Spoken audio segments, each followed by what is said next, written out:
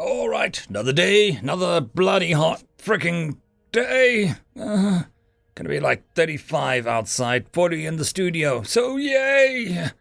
More, that's gonna be mushed squirrel today, not baked squirrel.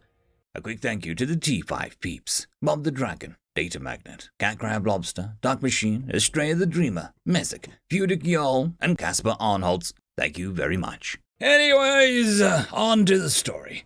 All about the Limnaeids Part 5, Limnaeids of a Feather. Limnaeids communicate their emotions through 3 primary modes. First and most obvious is their feathers. The feathers on their scalp consist of short contour feathers and semi-plumes. The feathers may grow on the neck, and a few Limnaeids have feathers that trail down their spine. The contour feathers are usually iridescent blues and greens, while the semi-plumes are in blues and purples. The feathers may fluff, flatten, or crest, depending on the emotions that the Limnaeid is feeding. Fluffing may indicate embarrassment or pride. Flattening usually indicates negative emotions. Cresting, especially with the semi-plumes, indicates pride, confidence, or sexual arousal. However, it can also indicate anger. Limnaeids also express emotions through skin color changes. The basic skin color set ranges in so-called watercolors. Embarrassment is indicated by ripples of purple color over the skin. When a Limnaeid starts overheating, their color shifts to a sun desert colors, though this may not be instantly obvious to non-Limnaeids. The third way that Limnaeids convey emotions is with facial expressions. While not as diverse as the facial expressions of the Runa, they use more expressions than most other species in the aggregate. There have been some claims that the newer species in the aggregate use more facial expressions, but the many rumors about humans will be dispelled in our forthcoming publication about humans, the care and feeding of humans. Dubiak, Review of Ontological Species, all about Limnaeids, Limnaeids of a Feather, published by Glass and Steel, all about Limnaeids, Translation Engine 3.1415. While Zoe had her head in her hands, the captain's door rang for attention. "Come!" the captain shouted towards the door, and it opened in response to his command. One of the crew came in, another troll, of course, like the captain, and probably one of his family group, Nerif judged. She was wearing white pants and a shirt with blue and white horizontal stripes, and a floppy cap of some kind that Nerif didn't recognize. "Captain," she said, and raised her hand to her forehead. "Rogers," the captain said, while striking her head with his hand. "Report!" Rogers removed her hand from her forehead and said, "We've completed the first ping and have received an echo. Your suspicions were confirmed. We have a tracer on us." Captain Rackham nodded. "Thank you. That'll be all, Rogers. Keep me informed if the tracer sends out a signal when we drop from FTL." Rogers hit herself on the forehead with her hand and said, "Very good, sir," then turned and left the cabin. "You're dropping out of FTL when you know that you have a tracer on you?" Quirrell asked in disbelief. "Quirrell?" Nerif shook her head at him. "No, he is quite right to ask," Captain Rackham said. Alan spoke up. "As soon as you drop out of FTL, that tracer is going to send a signal back to the Glint and let them know exactly where you are. I, for one, would be perfectly happy keeping the Glint in ignorance about my location forever." "I am well aware of that, young friend," Captain Rackham said, his voice a little testy. "I am avoiding and outwitting these tracers while you are but a grub. You can sleep well tonight, knowing that I have a plan." "You care to share that plan, Captain?" Nate asked. There was no trace of his normal easy smile, and the look in his eyes made Nerif uncomfortable. The captain looked at Nate for a long time, then nodded. One short nod.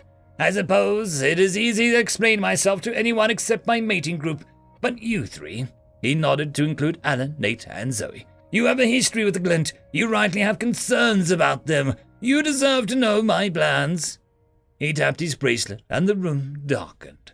He tapped again, and the room filled with stars. "We'll be dropping out of FTL here." One of the stars lit up. "A shuttle will be leaving the ship and landing on the primary planet. The tracer will be sending a signal back to the scallywags and are following us. We'll be entering FTL and heading here." The second star lit up. "We'll be dropping out of FTL and sending out another shuttle. We'll be doing the same here, and here." "I see what you're doing," Quirrell said. you're setting out a false trail. They don't know which one we'll actually be on. Captain Rackham smiled at Quariff. Exactly! They'll be wasting their time and resources searching every one of those stops we've made. Meanwhile, the nonsuch will be continuing around in a great circle and picking up shuttles that were dropped off before. We'll have about a week to figure out Steve's map. He picked up his drink, daring coffee by the smell of it, and held it up. Here's hoping that we can solve Steve's map and be back on the nonsuch, drinking to his memory, an hour before the Clint even know that we were gone. The humans picked up their cups, and Nerif followed suit. Quirf and Turf quickly imitated her, and they all clinked their glasses together. They left soon after, and the captain stole a quick pat from Fubsy as she walked past him, heading out the door. They took Fubsy back to her quarters and then took a tour of the ship. As they walked through the ship, every time they passed a crew member, Nerif noticed that the crew members hit their foreheads with their hands as they passed by. Why are they doing that? Nerif asked Zoe. Doing what? Hitting themselves in the forehead, Nerif said.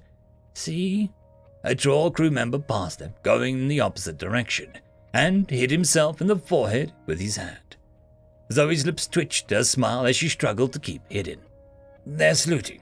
I never thought the pirates saluting all that much, but I guess they might have. Why not just press their hands together like everyone else does in the aggregate? Nerif wondered. You may have noticed that the captain has a thing for Earth in general, and pirates in particular. It's a salute that they used on Earth before we were part of the aggregate, Zoe explained. Seems pretty dangerous, Nerif muttered.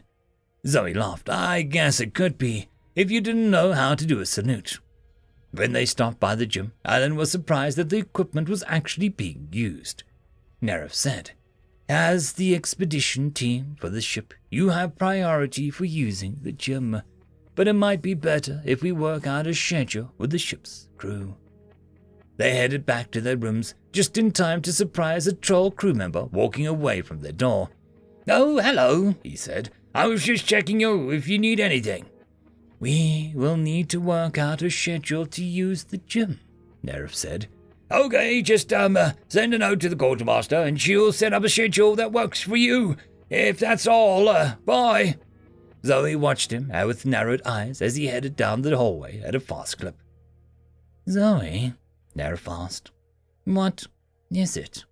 They seemed suspicious. Zoe whirled back to the door. Bubsy! End of chapter. And that, my friends, concludes this video. I hope that you enjoyed, and if you do, please consider supporting the author, even by popping over and leaving a thumbs up or a nice comment, just to show your appreciation for the story. However, if you wish to support this channel, there are links down below which will help immensely. I will see you all in the next one, and until then, I hope that you have a fantastic day. Cheers.